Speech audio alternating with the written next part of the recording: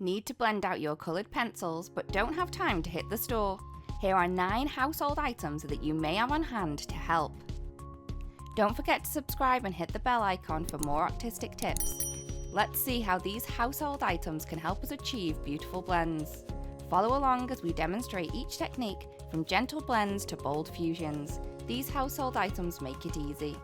Now let's put these household items to the test with our vibrant woodless colouring pencils. Let's start blending. Olive oil. You can achieve smooth blends easily. Vegetable oil. Create beautiful seamless gradients. Nail polish remover. Perfectly blend the colours together. Alcohol. Adds a unique touch to your artwork. Hand sanitizer. This blends with finesse, really easy to use. Deodorant.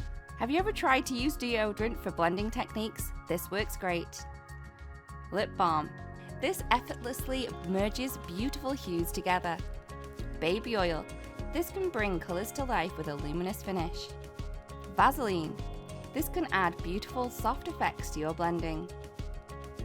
Look at all of these stunning results. Experiment with these everyday items to unlock your artistic potential. Which one works best for you?